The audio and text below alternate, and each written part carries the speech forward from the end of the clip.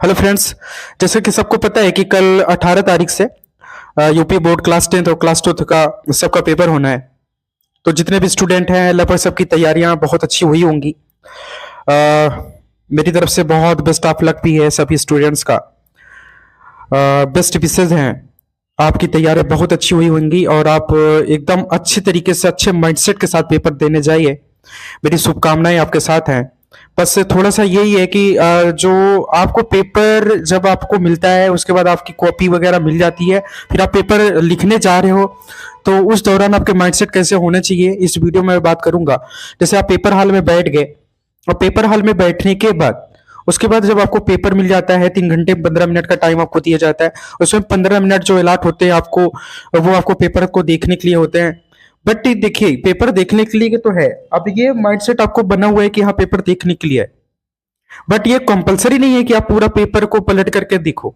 कई तरीके होते हैं, कई तरीके के स्टूडेंट्स होते हैं, कई तरीके के अप्रोच होते हैं, अपना अपना दृष्टिकोण होता है, सब अपने हिसाब से पेपर करते हैं।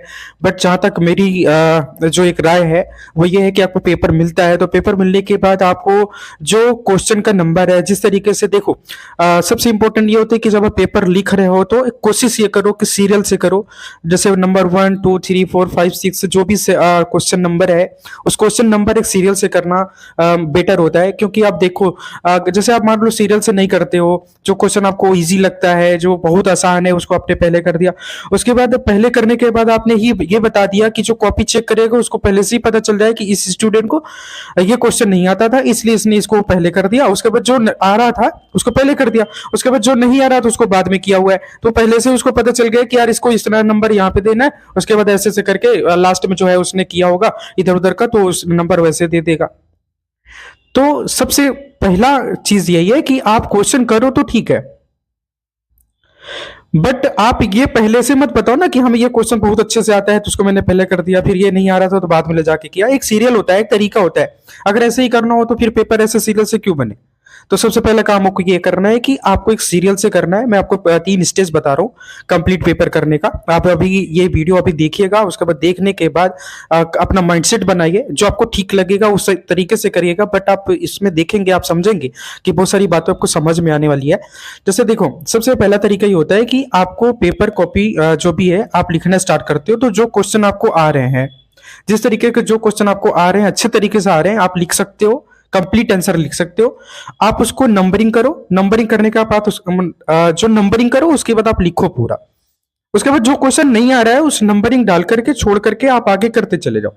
आप ऐसे करते करते 1 घंटे के अंदर लास्ट तक पूरे पेपर को अच्छे से पहले कंप्लीट करो, और लास्ट तक एक बार 1 घंटे में आपने पूरा कंप्लीट कर दिया।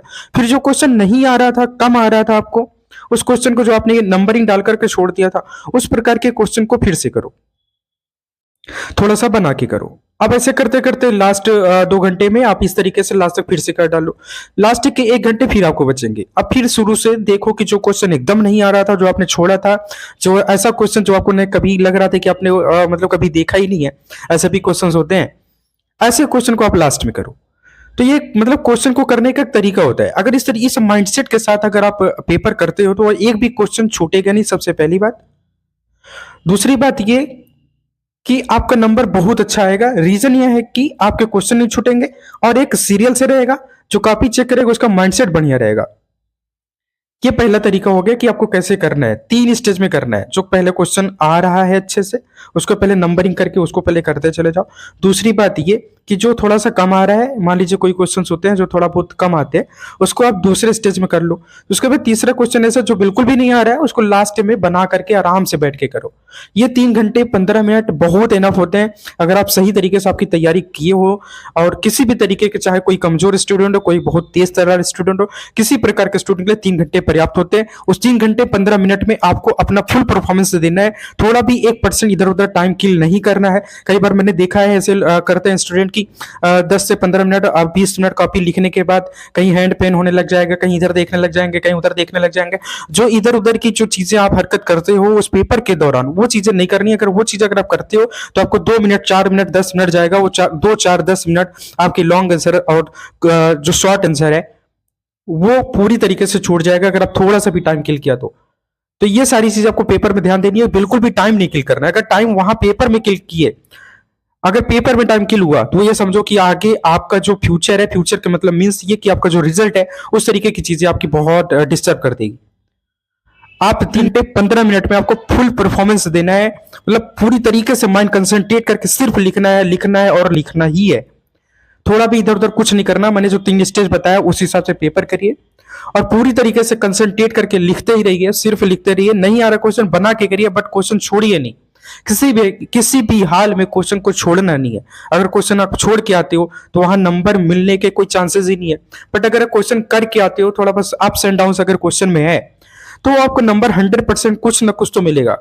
तो जो भी जितने भी प्रकार के स्टूडेंट हैं, चाहे कमजोर हो चाहे तेज हो, किसी प्रकार के जो अपने आप को बहुत अच्छे समझते होंगे, किसी भी प्रकार का कुछ भी कहीं भी 1% बिना टाइम किल किए 3 घंटे 15 मिनट में जबरदस्त लिखना है, नॉन स्टॉप लिखना है, थोड़ा भी टाइम वेस्ट नहीं करना है। आपका पेपर बहुत अच्छा होगा, बहुत अच्छा होगा।